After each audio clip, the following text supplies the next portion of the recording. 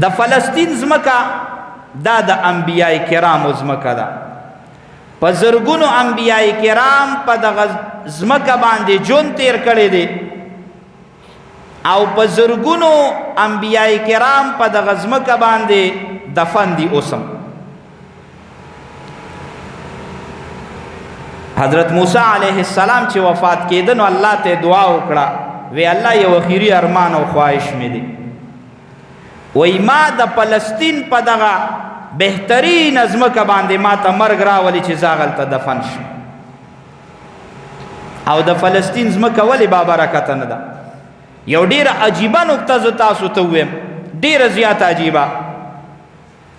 د فلسطین په ځمکه باندې یو داسې نیک عمل شوی دی چې هغه په مخ د ځمکه یو ځای کې هم نه دی شوی او نه به را روان وخت کې وشي. داسې یو نیک عمل چې هغه په مدینه منوره کې نه دی شوی، په مکه مکرمه کې نه دی شوی، په نورو بابرکته ملکونو کې او دغه شان علاقو کې نه دی شوی او د فلسطین په ځمکه باندې شوی دی. تاسو به وایئ چې دا څه عمل دی؟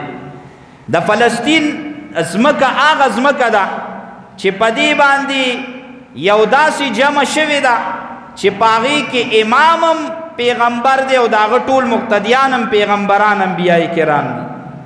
او دا یاد ساتئ، کتابونو لیکلي دي د انبیاء کرامو دا جمع په فلسطین کې چې کله شوې ده په بیت المقدس کې، نو دا یو ځل نه ده شوې، دا دوه ځل شوې ده. کله چې رسول الله صلی الله علیه وسلم د رب العالمین معراج لته نو پتلو کې حضرت جبریل علیه السلام ورسره اوږده واقعه مونږ تاسو ته د معراج په واقعه کې وضاحت سره او تفصیل سره بیانو چې کله د الله راز لته سدرة المنتهى ته روانېده، د بیت الله شریف مکې مکرمې نه روان شو، لاړه بیت المقدس ته او هغه ځای کې پتلو یو ځل ټولو انبیاء کرامو له جمع ورکړه، نبی علیہ السلام امام شو او ټول انبیاء کرام داغه مقتدیان شو. دا یو ځل شو. بیا چې نبی علیہ السلام د رب العالمین سره دیدار شو، ملاقات شو، معراج شو، واپسې کې چې بیا کله راغې بیت المقدس باندې دوباره راغې، هغلته دوباره انبیاء کرامو له دویمه جمع ورکړه. بیا نبی علیہ السلام خپل طرف ته لاړو، مکی مکرمی ته نور انبیاء کرامو ته چې د الله کوم طرف ته حکم و هغې اخوا لاړو. دا دومره تاریخي ځمکه ده. په دې ځمکه باندې زمونږ او ستاسو قبله اولا واقع ده.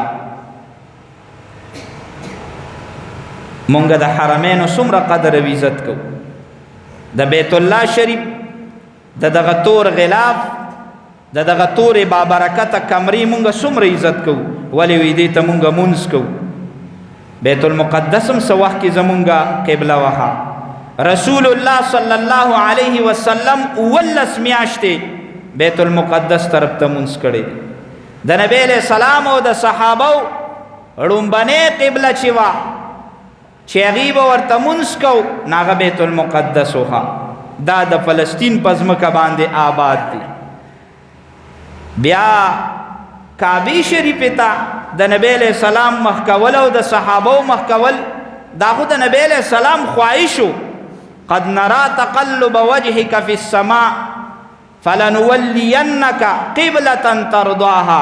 اے پیغمبره ستا دا خواهش او رب العالمین طرف ته به دې کتل چې ما ته وحی راشي چې زه د بیت الله شریف ته مخ کم، نو ستا خواهش مونږه پوره که، نو فلنولینک قبلة ترضاها. هغه قبلې طرف ته مخ که مونځ وکړه کم قبلې ته چې ستا خواهش کېږي او ستا خوښه ده، نو بالکل کعبې مبارکې ته مونځ کوه. دا خو د رسول الله صلی الله علیه وسلم خواهش و. ګینې د دې نه وړاندې خو زمونږ او ستاسو قبله دا بیت المقدس. د فلسطین دا ځمکه چې ده دې له رب العالمین ډېر لوی برکت ورکړی دی، ډېر لوی عزت یې ورکړی دی. د حضرت عیسی علیه السلام پیدایش چې د قرآن یو لوی سورت سوره مریم په هغې کې د هغې تذکره ده، دا د فلسطین په ځمکه باندې شوې ده.